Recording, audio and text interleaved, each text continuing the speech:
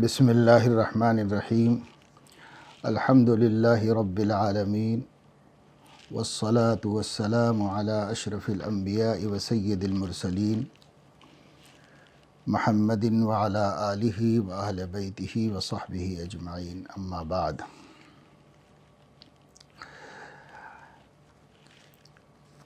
فقد قال اللہ تبارک و تعالی: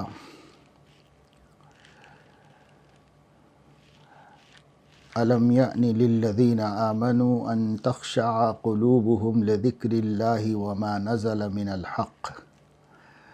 وَلَا يَكُونُوا كَالَّذِينَ أُوتُوا الْكِتَابَ مِن قَبْلُ فَطَالَ عَلَيْهِمُ الْأَمَدُ فَقَسَتْ قُلُوبُهُمْ وَكَثِيرٌ مِّنْهُمْ فَاسِقُونَ اعْلَمُوا أَنَّ اللَّهَ يُحْيِي الْأَرْضَ بَعْدَ مَوْتِهَا قد بينا لكم الآيات لعلكم تعقلون إن المصدقين والمصدقات وأقرضوا الله قرضا حسنا يضاعف لهم ولهم أجر كريم۔ صدق اللہ العظیم۔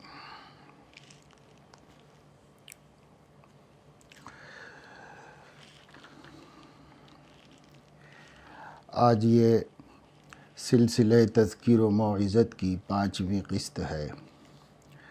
اس سلسلے کے شروع کرنے کا مقصد لاک ڈاؤن کے دوران مسلمانوں کا اپنے گھروں میں موجود رہنا اور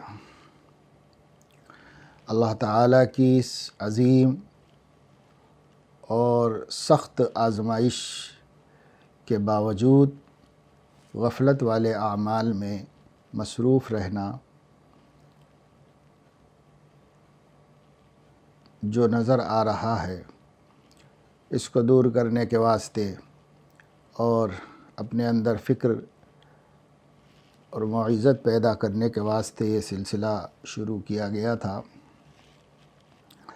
اللہ کرے کہ استفادہ کرنے والوں کے نفع کا اور مقصد کے پورا ہونے کا سبب بنے۔ اس وقت میں سورۃ الحدید کی آیتیں تلاوت کی گئی ہیں۔ أَلَمْ يَأْنِ لِلَّذِينَ آمَنُوا أَن تَخْشَعَ قُلُوبُهُمْ لِذِكْرِ اللَّهِ وَمَا نَزَلَ مِنَ الْحَقِّ۔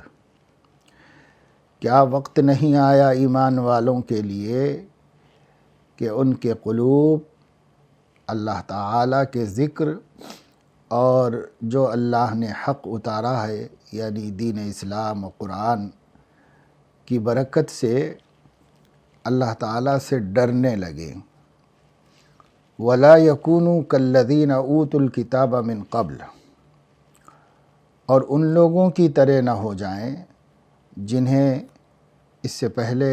کتاب دی گئی تھی، یعنی یہود و نصارہ۔ فطال علیہم الامد فقست قلوبہم،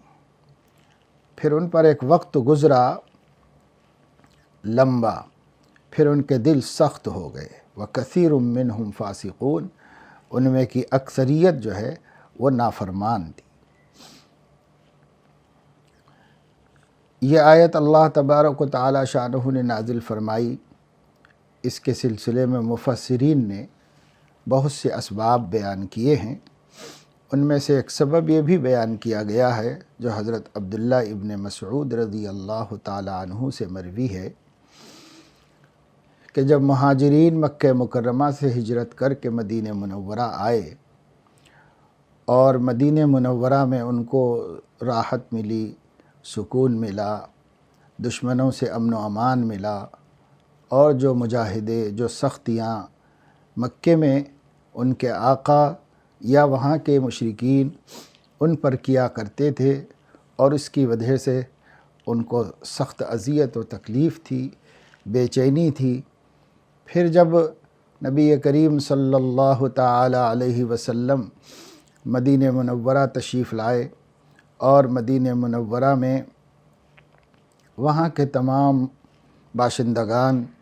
یہود و نصارہ کو چھوڑ کر باقی سب مسلمان ہو گئے اور وہ انصار کہلائے، تو مہاجرین کے لیے وہاں پر ہر طرح کی راحت کا سامان ہوا۔ مکہ کے مشرکین نے ایمان کی وجہ سے ان لوگوں کو جو تکلیفیں دی تھیں، اس کے مقابلے میں مدینے کے انصار نے ایمان ہی کی وجہ سے ان لوگوں کو اپنایا، بھائی چارگی دی اور بڑی محبت اور بڑی اگانکت کا ان کے ساتھ معاملہ کیا۔ اس کی وجہ سے انہیں وہاں راحت ملی۔ قرآن کریم میں انصار کی تعریف کی گئی اور یہ کہا گیا والذین تبوؤا الدار والایمان من قبلہم یحبون من ہاجر الیہم ولا یجدون فی صدورہم حاجۃ مما اوتوا ویؤثرون علی انفسہم ولو کان بہم خصاصہ۔ یہ تعریف انصار کی ہے۔ بہرحال انصار مقامی لوگ تھے، ان کے پاس کھجور کے باغات تھے، کھیتیاں تھیں اور پیداوار تھی، اور وہ لوگ خوشحال تھے۔ اور مکے کے جو آئے ہوئے مہاجرین تھے، یہ مسلمان مکہ مکرمہ میں اگرچہ خوشحال بھی رہے ہوں، لیکن وہاں مشرکین نے ان کی زندگی دوبھر کر دی تھی۔ ہر طرح کی اذیت، ہر طرح کا ظلم، جسمانی، ذہنی، ہر طرح ٹینشن میں ان کو رکھا اور تکلیفیں پہنچائیں۔ تو یہ 13 سال مکہ مکرمہ میں جو مسلمانوں کے گزرے، وہ سخت مشقت کے اور سخت تکلیف کے تھے۔ اس کے بعد جب وہ لوگ وہاں سے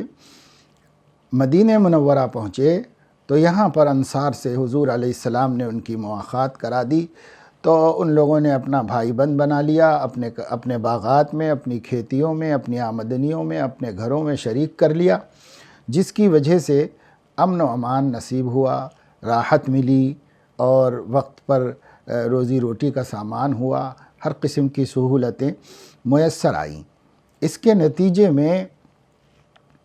ان لوگوں میں تھوڑی سی غفلت پیدا ہو گئی، اور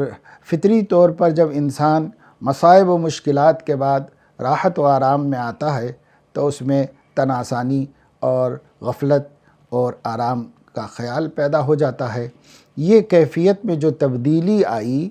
تو حضرت عبداللہ ابن مسعود رضی اللہ تعالیٰ عنہ فرماتے ہیں کہ اس وقت میں یہ آیت نازل ہوئی الم یأن للذین آمنوا ان تخشع قلوبہم لذکر اللہ وما نزل من الحق۔ اور ظاہر ہے کہ صحابہ کرام میں جو تھوڑی سی تن آسانی آئی ہوگی، جو تھوڑا سا آرام کا مزاج ہوا ہوگا اور اچھا کھائے ہوں گے اور دشمنوں کی دشمنی اور ظلم و زیادتی سے امن محسوس کیے ہوں گے، وہ نبی کریم صلی اللہ علیہ وسلم کی صحبت میں کتنی ہوگی ہم اس کا اندازہ کر سکتے ہیں۔ برائے نام جو آج کی غفلتوں کے مقابلے میں اس کا کوئی تصور بھی نہیں کیا جا سکتا، لیکن بہرحال اللہ تعالیٰ کو اس عظیم جماعت سے جو نبی کی صحبت میں تربیت پا رہی تھی، یہ چیز بھی گوارا نہیں ہوئی، اور اللہ تعالیٰ نے ان کی تنبیہ کے لیے یہ آیتیں نازل فرمائیں۔ دوسری روایت حضرت عائشہ رضی اللہ تعالیٰ عنہا سے مروی ہے، اور وہ یہ فرماتی ہیں کہ ایک مرتبہ حضور علیہ السلام مسجد میں تشریف لے گئے یا گھر کے باہر گئے، تو وہاں ایک جماعت کو مسلمانوں کی دیکھا کہ جو آپس میں بیٹھ کر کے گفتگو کر رہے تھے اور ان میں ہنسی مذاق ہو رہا تھا۔ دوست احباب ہوں گے اور ہم خیال لوگ جمع تھے، ان لوگوں کے درمیان ہنسی مذاق ہو رہا تھا۔ حضور علیہ السلام تشریف لائے، اپنی چہرے پر سے چادر ہٹائی تو آپ غصے کی وجہ سے سرخ ہو گئے تھے، اور آپ صلی اللہ علیہ وسلم نے یہ فرمایا کہ آپ لوگوں کے اندر ایسی غفلت آ گئی ہے کہ آپ لوگ بیٹھ کر ہنسی مذاق کی مجلس جمائے ہوئے ہو، حالانکہ اللہ تعالیٰ نے تمہاری اس حالت پر میرے اوپر یہ آیت نازل فرمائی ہے الم یأن للذین آمنوا ان تخشع قلوبہم لذکر اللہ وما نزل من الحق۔ کیا ایمان والوں کے لیے وقت نہیں آیا کہ وہ ان کے دل اللہ کے ذکر سے اور اللہ تعالیٰ کی عظمت اور اس کی کبریائی کے تصور سے، اس کی استغنا اور بے نیازی کے تصور سے کانپ اٹھیں، اور جو کچھ اللہ نے قرآن میں نازل کیا ہے اس سے عبرت حاصل کریں اور اپنی تربیت کا سامان کریں۔ یہ اللہ تعالیٰ نے اس وقت میں آیت نازل فرمائی۔ صحابہ کرام کانپ اٹھے اور انہوں نے کہا یا رسول اللہ، اب ہم اس کی تلافی کیا کریں، کیسے کریں جو اللہ کی ناراضگی کا سبب بنا، وہ وقت جو ہمارا غفلت میں گزر گیا۔ تو حضور علیہ الصلاۃ والسلام نے فرمایا ہے کہ جتنا تم لوگ ہنسے ہو اتنا رو۔ یہ آیت بہرحال اس میں سے جو بھی شان نزول ہو، اور بھی مفسرین نے اسباب بیان کیے ہیں کہ واقعات ہوئے تھے جس کی وجہ سے یہ آیت نازل ہوئی، یا علی الاطلاق بھی اللہ تعالیٰ نے قیامت تک کے مسلمانوں کی تنبیہ کے لیے نازل فرمائی ہو۔ بعض حضرات نے فرمایا ہے کہ یہ آیت منافقین کے بارے میں نازل ہوئی ہے، اور بعض حضرات کہتے ہیں کہ یہ آیت مومنین ہی کے بارے میں نازل ہوئی ہے اور ان کو غفلت سے جگانے کے واسطے نازل ہوئی ہے۔ اگر ہم اپنے سامنے اس آیت کو رکھیں اور صحابہ کرام کے زمانے میں جو کبھی کبھار انسانی فطرت کے تقاضے سے غفلت پیدا ہو سکتی تھی اللہ تعالیٰ اور اس کی عظمت سے، اس کو جوڑ کے دیکھیں اور اس کے ساتھ اپنے زمانے کی ہماری اپنی غفلتوں کو جوڑ کر دیکھیں تو ہمیں اندازہ ہوگا کہ آیت دراصل ہمارے ہی بارے میں نازل ہوئی ہے، اور ہم جیسے غافلوں ہی کو چوکنا کرنا چاہتی ہے کہ اللہ تعالیٰ سے اس قدر غفلت اور حالات بد سے بدتر ہو جائیں اور مشکلات پر مشکلات بڑھتے چلے جائیں، تو آدمی مزید مشکلات کا انتظار کرے یا یہ کہ اللہ تعالیٰ کی طرف رجوع کر کے توبہ استغفار انابت کے ذریعے اللہ تعالیٰ سے آئی ہوئی مصیبتوں کو ہٹا لینے اور دفع کرنے کی درخواست کرے، اپنے عمل سے بھی اور اپنی زبان سے بھی۔ ہونا تو یہی چاہیے کہ اس وقت جس سنگین صورتحال سے پوری دنیا گزر رہی ہے اور ہم ہمارے ملک کے اندر اس صورتحال سے گزر رہے ہیں، اور یہ صورتحال بد سے بدتر ہوتی چلی جا رہی ہے۔ ابھی تک یہی کیا کم تھا کہ ایک مرض اور ایک وبا کا ہمارے سر پر جو ہے خوف مسلط تھا، اور اس خوف کی وجہ سے ہم اپنے آپ کو بچانے اور محفوظ رکھنے کے لیے فکر مند اور پریشان تھے۔ دوسرے، اس سے حفاظت کے واسطے حکومت نے جس طرح اچانک ہمیں اس لاک ڈاؤن کی آزمائش میں مبتلا کر دیا، اور اس کے لیے قوم کو سنبھلنے کا اور کچھ انتظام کرنے کا، محفوظ ہونے کا کوئی موقع اور مہلت بھی نہیں، ایسے اچانک ہمارے اوپر ایک آزمائش مسلط ہو گئی۔ یہ دوسری مصیبت تھی۔ اور تیسری مصیبت یہ کہ اس لاک ڈاؤن کی وجہ سے ایک بہت بڑی تعداد کو اپنی زندگی کی ضروریات پوری کرنے میں سخت ترین دشواریوں کا سامنا ہے۔ لوگوں کی ہیلپ اور ان کی مدد سے پھر بھی اللہ تعالیٰ کچھ نہ کچھ کام چلا رہے ہیں، لیکن اگر یہ سلسلہ طویل ہو تو تابقہ اور کب تک اس کو کیا جا سکتا ہے اور برداشت کیا جا سکتا ہے۔ چوتھی مصیبت یہ کہ نالائق میڈیا نے اس پورے مسئلے کو مسلمانوں سے جوڑ کر کے اور دین کی محنت کرنے والوں سے جوڑ کر کے اور مسلمانوں کے ایک دینی اور اسلامی مرکز سے جوڑ کر کے اسے مسلمانوں کے لیے ذہنی تناؤ اور ان کی سخت ترین اذیت اور تکلیف کا اس کو سبب بنایا ہے۔ تو آزمائشوں پر آزمائشیں آ رہی ہیں، لیکن ان آزمائشوں سے بجائے سنبھلنے کے اور اللہ تعالیٰ کی طرف رجوع کرنے کے اس وقت مسلمانوں کی غفلت کی جو صورتحال ہے وہ قابل افسوس ہے۔ یہ نہیں ہے کہ یہ غفلت اور یہ بے فکری اور یہ لاپرواہی صرف مسلمانوں میں ہے، سارے ہی لوگوں میں ہیں، ہمیں معلوم ہے اور نظر آ رہا ہے۔ ہر قوم کے نوجوان، ہر قوم کے لوگ اس وقت میں لاپرواہی میں، غفلت میں، بے حسی میں پڑے ہوئے ہیں، لیکن ہمیں دوسروں سے کیا مطلب جب کہ وہ ہمارے مخاطب نہیں ہیں۔ ہمارے مخاطب اہل ایمان ہیں، اور اہل ایمان سے ہم یہ کہنا چاہ رہے ہیں کہ دنیا کی قوموں کے لیے ہم ایک مثال بن کر بتائیں کہ ایسے مواقع پر ہمارا ایک رب ہے، اس کی ناراضگی سے ہم ڈرتے ہیں۔ ہمارا ایک خدا ہے جس کی خوشنودی کے لیے ہم جیتے ہیں۔ ہمیں اس قسم کے حالات سے یہ پتہ چلتا ہے کہ ہمارے رب ہم سے ناراض ہیں اور وہ ہمیں چوکنا کرنا چاہ رہے ہیں، اس لیے ہم لوگ چوکنا ہو گئے۔ تو یہ کیفیت بتانی چاہیے۔ یہ سوال الم یأن للذین آمنوا، ایمان والوں ہی کے لیے تو ہے، اور یہ سوال اللہ تبارک و تعالی شانہ صرف صحابہ سے تو نہیں کر رہے ہیں،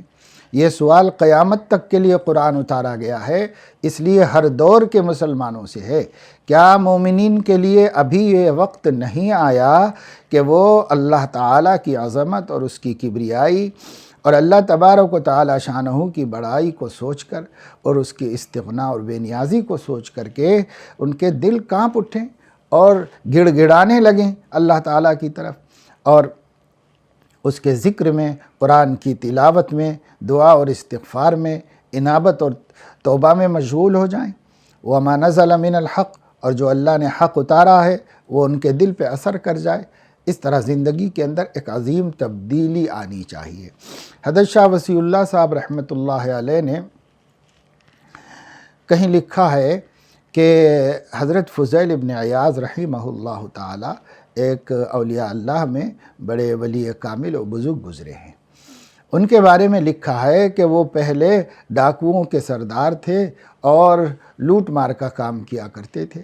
لیکن ان کی زندگی میں جو تبدیلی آئی وہ ایک قاری کی زبان سے قرآن کریم کی اس آیت کو سن کر ہی آئی۔ انہوں نے ایک قاری سے قرآن کریم کی آیت سنی، أَلَمْ يَأْنِ لِلَّذِينَ آمَنُوا أَن تَخْشَعَ قُلُوبُهُمْ لِذِكْرِ اللَّهِ وَمَا نَزَلَ مِنَ الْحَقِّ وَلَا يَكُونُوا كَالَّذِينَ أُوتُوا الْكِتَابَ مِن قَبْلُ، اور وہ ایسے نہ ہو جائیں جیسے پہلے لوگوں کو کتابیں دی گئی تھیں اور اس کے اوپر جب لمبا زمانہ گزر گیا، فَقَسَتْ قُلُوبُهُمْ، ان کے دل سخت ہو گئے، انہوں نے کتاب سے کوئی فائدہ نہیں اٹھایا، وَكَثِيرٌ مِّنْهُمْ فَاسِقُونَ، ان کی اکثریت اللہ کی نافرمان اور گناہوں میں مشغول ہو گئی۔ جب یہ آیت سنی تو وہ بے ساختہ پکار اٹھے اور انہوں نے کہا کہ الآن فلان، ابھی آ گیا ہے، وقت آ گیا ہے، اور اسی وقت انہوں نے توبہ کی اور اسی وقت انہوں نے اپنی اصلاح کی اور جو کچھ انہوں نے حقوق العباد میں کوتاہیاں کی تھیں اس کی تلافی کی، اور اس کے بعد ماشاءاللہ رفتہ رفتہ وہ اولیاء اللہ میں شامل ہوئے، وقت کے بہت بافیض بزرگوں میں ان کا شمار ہوا۔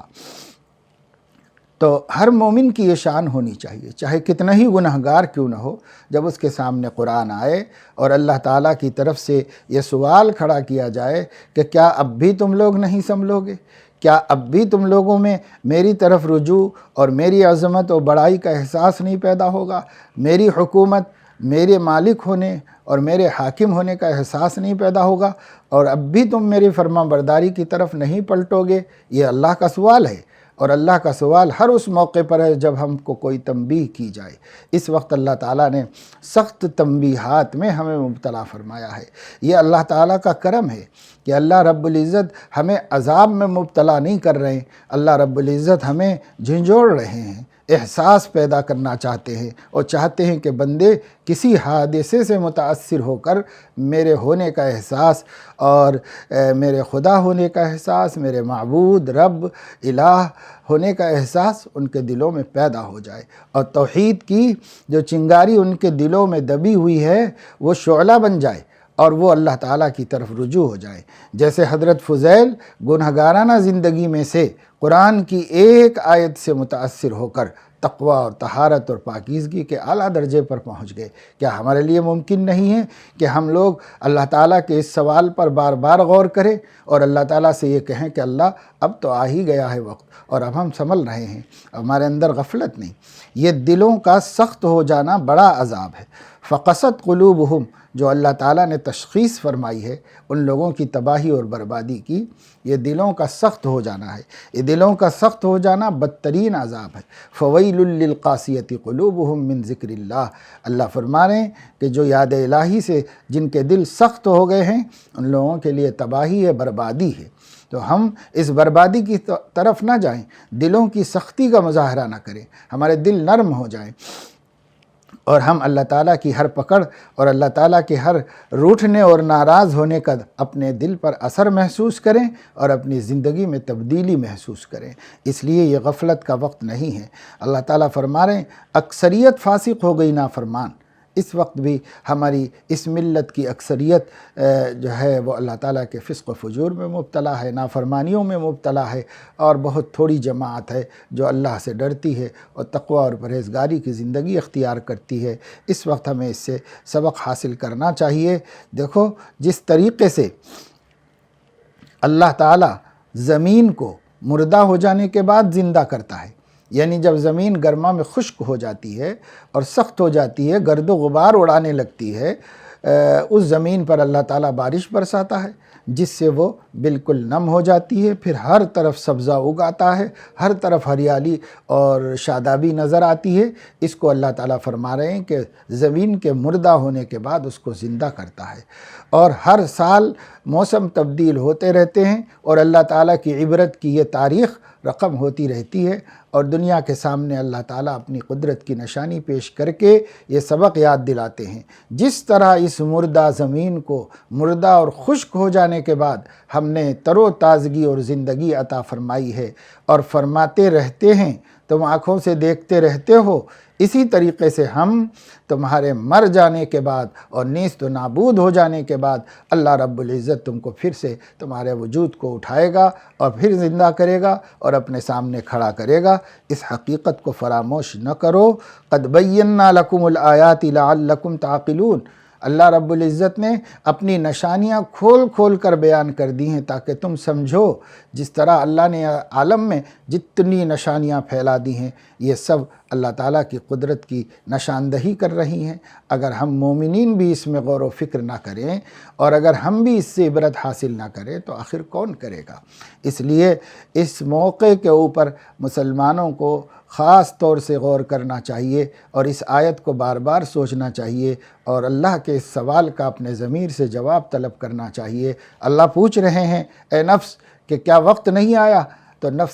اپنے نفس سے سوال کیجئے، کیا وقت نہیں آیا؟ اور پھر جواب دیجئے کہ اے اللہ وقت آ گیا ہے، اب ہم کو مزید جھنجھوڑنے کی ضرورت نہیں ہے، ہم یہیں سے اپنا راستہ صحیح کرنے والے اور تقوی اور پرہیزگاری کی راہ پر آنے والے ہیں، ہم یہیں سے آپ کی اور آپ کے حبیب کی نافرمانی کو بند کر دینے والے ہیں، ہم آج ہی کے دن سے متقی اور پرہیزگار بن جانے والے ہیں اور ہم اولیاء اللہ کی صف میں شامل ہو جانا چاہتے ہیں۔ یہ ہمارے اندر اس سوال کا جواب ہونا چاہیے۔ بار بار اپنے نفس سے سوال کیجئے اللہ تعالیٰ کا، اور بار بار اپنے نفس سے جواب طلب کیجئے کہ اور کب تک تو لیت العال میں پڑا رہے گا، اور کب تک تو اللہ کی نافرمانی اور بغاوت اور حرام لذتوں کو لوٹنے اور گندی زندگی گزارنے میں رہے گا؟ کیا تجھے حیات طیبہ نہیں چاہیے؟ حیات طیبہ کے لیے فوراً تیار ہو جائیں اور اللہ سے عہد اور ارادہ کریں کہ اب ہم حیات خبیثہ میں نہیں رہنا چاہتے ہیں،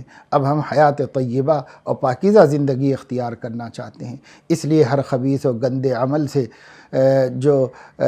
جس کو گناہ کہا جاتا ہے، اپنے آپ کو دور کرنا اور ہر نیک عمل اختیار کرنا شروع کریں۔ خاص طور سے اس موقع کے اوپر غفلت کی بیٹھکیں، فضول مصروفیتیں اور موبائل کے ذریعے ٹائم پاس کرنا، یہ سب بند کریں اور ہم اس موقع کے اوپر اچھے کام کریں، تلاوت کریں، ذکر کریں، درود شریف پڑھیں، اللہ تعالیٰ سے توبہ و استغفار کریں، انفرادی طور پہ کریں، گھر میں سب مل کر اجتماعی طور پر استغفار کریں، اللہ تعالیٰ سے توبہ کریں، دعا کا اہتمام، کتاب کی تعلیم ہو، سیدنا محمد الرسول اللہ صلی اللہ علیہ وسلم کی سیرت طیبہ کو دہرا کر بار بار جو کتاب آسانی سے مل جائے اسے پڑھیں، پھر